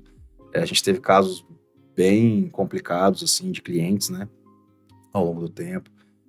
Tivemos, enfim, diversos assuntos que são da advocacia, e até por isso que a gente preza tanto por ter um ambiente mais tranquilo, porque os casos não são tranquilos, né? Quem escolhe trabalhar com empresa, meu amigo, se prepare, né? A gente atende lá um grupo de estrangeiros, a gente atende alguns grupos de estrangeiros, né? E eles, tem um grupo que é chinês, por exemplo. Você imagina o que é explicar em inglês para um chinês a tributação do Brasil? Nossa. Você explicar para o brasileiro em português já é difícil, imagina para um chinês em inglês ainda. Você imagina o que é explicar para um italiano, né, que tem um negócio bem próximo ali, a legislação bem próxima nossa, enfim, características que só tem no Brasil e em nenhum outro lugar do mundo. Então a gente precisa estar, assim, muito preparado e preparado mesmo, não é só saber a parte teórica, não, e ter um chão ali familiar, ter um chão dos meus sócios, da minha equipe. Pois é, o que você tem assim como um ponto de equilíbrio, né? O que você busca de recurso para você se manter nesse lugar em que a tensão surge muitas vezes de um lado, ali nas demandas, são sempre definições e acompanhamentos que né, são acompanhamentos que definem coisas para os outros, sim, seja para a vida de pessoas ou para empresas, para negócios. Que vai mudar a vida da pessoa. Né? Exatamente, que vai, né, determinar algumas coisas. E então a gente está falando sobre um lado de uma responsabilidade muito grande, mas a gente também precisa pensar que, de alguma forma, eu busco esse equilíbrio. O que é esse equilíbrio? Como é que você se equilibra para poder manter esse caminho, assim, né? Bem vivo, né? Para estar bem, para conseguir fazer isso, né? Para ter sustentação, né? Pensar de uma forma sustentável, para ter essa energia, para ter esse foco, né? Afinal de contas, é um caminho desgastante. Sim. Querendo ou não, gostando da profissão ou não, ela é desgastante pelo nível de tensão, de acúmulo que você tem sobre uma pressão, sobre preocupações que estão inerentes à atividade. É assim, terapia, sempre bom, né? Eu não abro mão, quem não faz terapia, sugiro, tô aqui, bate-papo de graça aqui com o psicólogo, excepcionalmente, né? Mas aqui hoje ele só conta. Não, depois que desligar a câmera vai ter uma sessão aqui, gente. Mas assim, ali no ambiente de trabalho, faz toda a diferença trabalhar com bom humor, trabalhar com pessoas que eu confio. Quem tá ali comigo hoje são pessoas que eu confio muito. Mesmo os que chegaram há pouco tempo, se estão ali, se estão tendo... E assim, se a pessoa passou pelo nosso processo seletivo, ela tem acesso ao cliente, né? Então a gente precisa confiar muito nas pessoas. Mas também saiu do escritório e acaba que o cliente vira amigo, o amigo vira cliente, a gente acaba falando de negócio fora do escritório também, acaba almoçando com um aqui, esbarrando com o outro no final de semana. Ter momentos de desligamento mesmo. Isso, óbvio, que é de pouco tempo pra cá, né? No começo eu tinha muita dificuldade de desligar a chavinha, assim, de não trabalhar o tempo inteiro, mas estar presente de verdade ali quando eu tô com meus filhos, né? Até hoje, né? Se você olhar no meu Instagram, às vezes tem eu surfando, andando de skate, indo numa floresta, algumas coisas com meus filhos, e nem casa muito bem com a figura do advogado, né? Aquela coisa. Eu sei disso, e é isso, sou eu. Eu também tenho meus momentos de descompressão. E como eu trabalho muito, como eu viajo muito, né? Quando eu estou em casa com os meus filhos, eu faço o máximo de esforço para estar presente ali com eles de verdade. Para não estar ali pensando, né, no que eu tenho que falar, para não estar ali fazendo uma outra coisa. Então, assim, ter um bom ambiente de trabalho, sem dúvida. Me fortalecer emocionalmente, com a ajuda de profissionais, sem dúvida. E o meu chão, que é a minha esposa, que são os meus filhos, né? Meu pai, minha mãe, minha irmã, as pessoas mais próximas ali que eu sei que estarão comigo, independente se eu estou com sucesso profissional ou não, se, né, eventualmente alguma coisa acontecer, eu sei que eles estarão ali. Então, antes de vir para cá hoje, eu almocei com meu pai e com a minha irmã, e a gente estava falando de questões nossas, de negócios, enfim, de questões pessoais também. Tava até perguntando para ele, o que você vê em advogado com visão de negócio? Me fala aí e tal. Então, assim, ter esses alicerces para estar fortalecido, porque realmente, como você falou, demanda, nem tudo são flores, tem dia que eu saio do escritório muito tarde, né? Tem dia que tem que acordar muito cedo, tem dia que o negócio é muito difícil, tem dia que, alguns clientes que eu atendo são figurões, então a primeira vez que eu vou atender aquele cliente, eu preciso estar ultra preparado para atender aquele cara. Ultra concentrado, então, ultra tem clientes que eu, assim, recente agora, alguns clientes que eu era meio fã, é um cara que eu sigo, o cara que eu me inspiro, e daqui a pouco eu tô na mesa pedindo para ele guardar o telefone, por favor, pra prestar atenção em mim. Então isso é um negócio assim, depois que passa eu falo, caramba, nossa, deu tudo certo, né? Perfeito. Mas é uma adrenalina ali eu acho legal. Que, assim, eu acho que é interessante, assim, ressaltar isso que você tá falando, porque quando a gente ouve muito as pessoas falando sobre performance profissional e sobre se manter em alto nível de condições de execução, de empreender, de negócios, e também lidar com responsabilidades, afinal de contas, o seu direcionamento profissional, ele envolve lidar com muitas responsabilidades e talvez até com impactos que vão ser, assim, né, consistentes na vida de alguém ou em alguma empresa. Mas quando a gente fala assim, sobre essa questão de performance, as pessoas acham que é sempre o fazer mais, e não perceber que o momento de descompressão ele é necessário para poder assimilar tudo isso que é feito, né? Não tem como você sustentar... ter ideias também. Minhas melhores ideias, cara. Desculpe te interromper. Perfeito. Mas eu tenho um grupo comigo mesmo. Se meu celular tivesse aqui, eu ia te mostrar. Chama Ideias de Chuveiro. Eu tenho várias ideias dirigindo, quando eu pego uma estrada que eu conheço, assim, que eu desconecto e eu tô ali dirigindo meio no automático, vem uma ideia. E também, às vezes, tomando um banho, repensando, assim, alguma coisa do meu dia, ou sei lá, ouvindo uma música. E são ideias que viram negócios, né? Ideias que, enfim, que tiram a gente ali do lugar comum, né? Que não são coisas, se você ficar ali o dia inteiro, todo dia, só fazendo. E você falou um negócio que eu acredito nisso, eu persigo isso, não consegui alcançar ainda, né? Mas, e aí também, falando das fragilidades aqui, né? Sendo bem vulnerável, trabalhar menos e melhor. Hoje eu trabalho muito e trabalho, na minha visão, médio. Eu ainda tenho alguns ajustes para fazer, para conseguir, em menos horas, produzir mais. Perfeito. Mas, assim, se puder dar um conselho que ninguém pediu de novo. Mas eu acho que é muito nesse caminho do que você tá falando. Por exemplo, eu lembrei de uma coisa que eu gosto de nadar, fazer natação em mar aberto, eu né? Também gosto. A gente marca depois, então, uma nadada dessas. Mas eu lembro que quando eu falava assim que eu ia nadar, eu ia fazer reunião comigo mesmo. Porque nadar em mar aberto, você tá ali, você não tá ouvindo nada, você só tá dando braçada e observando a ondulação, né? Todo o movimento do mar. Então era um momento que a minha cabeça ela ia diminuindo a frequência e de repente, surgia a solução para uma coisa que estava talvez ali forçando e marretando e não saía de jeito nenhum. E aí, por a gente forçar muitas vezes e marretar a cabeça para tentar arranjar uma solução, é quando a gente começa a entrar em pico de estresse, é quando a gente começa a superaquecer a máquina, né? Quando a gente vê esses diversos... quando a gente vê os diversos casos, o aumento de casos de burnout, nada mais é do que superaquecimento da máquina, a máquina travou, deu tela azul. Então, ter essa compreensão de qual é o funcionamento, de entender qual é o momento em que ela está performando bem e quanto tempo eu posso dar para ela arrefecer, down, assim, exato, né? Arrefecer o motor, dar aquela relaxada para poder girar a chavinha. Eu acho que é quando a otimização mental vem. Eu gosto de pensar dessa forma. Como psicólogo, as pessoas não falam isso, mas eu gosto porque, né, é o meu posicionamento diferenciado também, que é pensar. Otimização mental é você ter um direcionamento inteligente de energia. Cara, pensa que cada um pensamento que você tem, cada preocupação que você tem, ela é o seu cérebro gastando energia.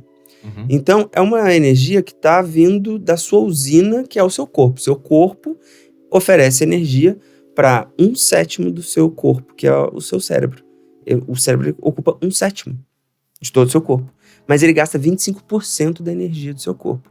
Então, se você não está dando tempo para descansar, para ampliar a visão, você não está conseguindo gerar energia suficiente para fazer essa máquina funcionar direito. Você falou da natação em mar aberto, tem uma frase que eu gosto muito, não sei se é de alguém essa frase, se eu vi em algum lugar, mas eu sei que eu escrevi ela lá um dia, que não é água com açúcar que acalma, é água com sal. Ah, perfeito. Você vai no mar, cara. É fato. Tem dia que eu acordo muito cedo, assim, tipo 4 da manhã, 4:30, vou surfar, assim, de vez em quando, né? Não é sempre. E beleza, não falo com ninguém. Vou surfar, chego cedo no escritório, às vezes chego até mais cedo, né? Pra evitar o trânsito. E as pessoas sabem. As pessoas da minha sala, se você foi do surfar, nada, elas falam, você surfou hoje? Sabia.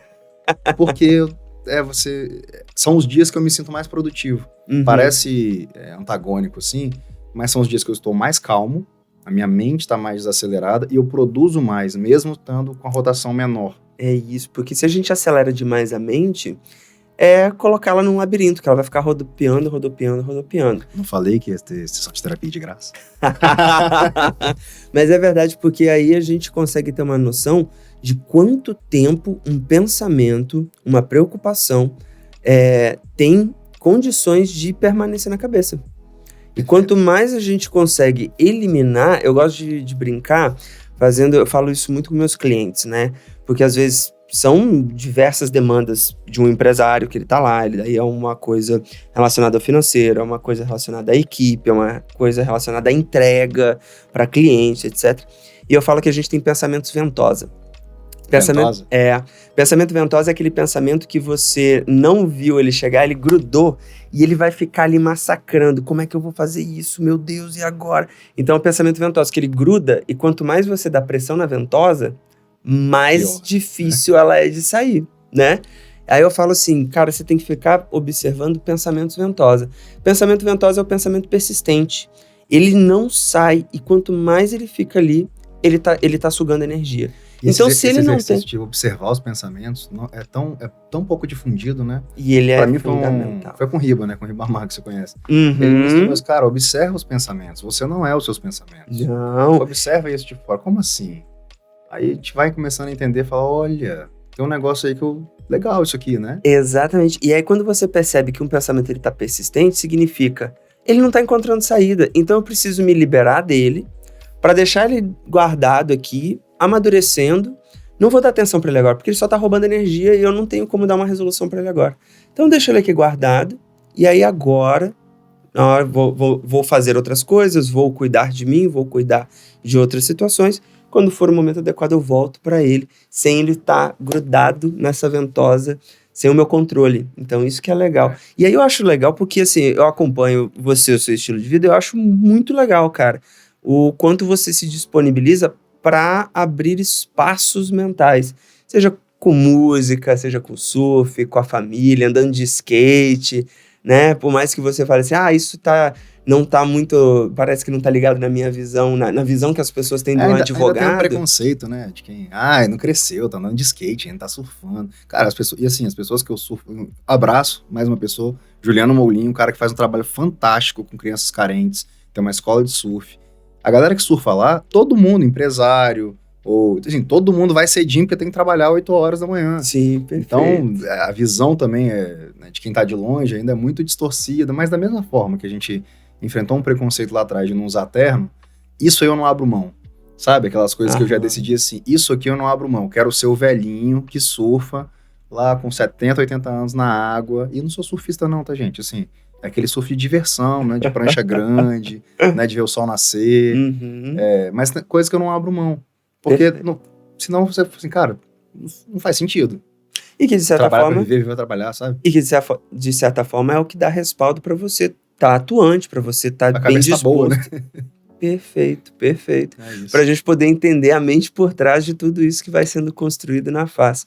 Gustavo, cara, legal demais ter você aqui, bater esse papo, ainda finalizar desse jeito, a gente falando sobre estilo de vida, que eu acho que é uma coisa que faz a diferença para quem empreende, para quem é empresário, para quem está buscando uma vida profissional assim, né, cada vez mais potente, a importância de como você articular seus objetivos, suas metas, mas também pensar num estilo de vida que dê suporte para isso, né, que dê bem-estar para isso. Cara, muito obrigado. Eu queria aproveitar só para fazer aqui uma amarração final e você dar um recadinho, assim, amarrando todos esses pontos para quem está nos ouvindo e o que você deixa como mensagem para quem está buscando empreender ou então para quem está buscando uma jornada diferenciada dentro da advocacia. Tá. A gente estava falando de qualidade de vida, estilo de vida, então eu vou pegar esse gancho. Porque eu vejo essa geração mais nova muito focada assim, na qualidade de vida, no equilíbrio, né, da vida, como se a vida fosse cada dia. Né? E a vida, gente, ela é extensa. Se você for pensar numa criança, a vida dela não é equilibrada, porque ela só brinca. Se você for pensar num jovem, ele só estuda, a vida dele não é equilibrada. Aí depois ele estuda e faz faculdade, depois ele só trabalha, depois... Então, assim, eu entendo que a gente deve buscar um equilíbrio de vida, a gente deve buscar qualidade de vida. E eu busco isso o tempo inteiro.